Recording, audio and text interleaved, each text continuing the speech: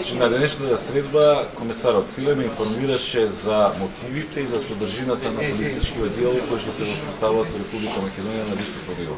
Веднаш да кажам дека ние како Социјалдемократски сојуз ја поздравуваме оваа фаза од соработката меѓу Република Македонија и Европската Унија, имајќи во предвид на кои области или теми ќе биде фокусиран диалогот, а тоа се почитување на правото или правната држава, значи независноста на судството, реформите во администрацијата, слободата на медиумите, функционалната пазарна економија, како и изборното законодавство.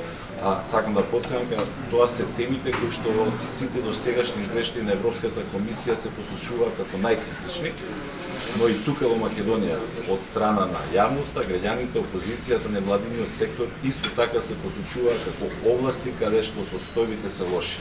Значи, имајќи го тоа во предвид, сметаме дека од страна на Европската комисија со овој диалог сака да се поттикне, да се охрабри, а зашто да не да го потребам изразот и да се изврши притисок врз владата на Република Македонија да направи позитивни исчекори на тој план. Имајќи во предвид какви се состојбите, се што ќе се случи во позитивна насока ќе биде добре дојдено пред се за граѓаните на Република Македонија, меѓутоа и за земјата во целина. Господин Црнековски, околу овој пристапен диалог имаше често пати у последно време контрадикторни изјави или ставови меѓу македонската страна, македонската влада и Европската комисија. Македонската влада вели дека тоа е практично замена за преговорите, а имаше предупредување или посочување од Брисел дека сепак не е тоа. Кој е вашиот став? Не е тоа.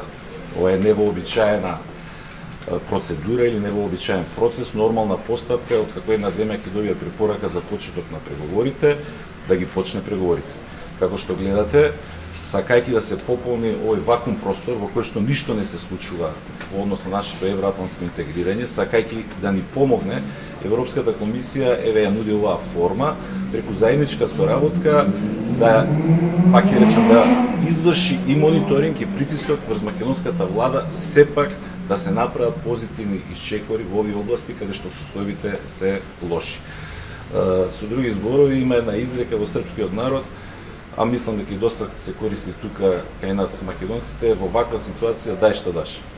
Тоа е ситуацијата, тоа е политичкиот диалог на високо ниво. Благодарам многу.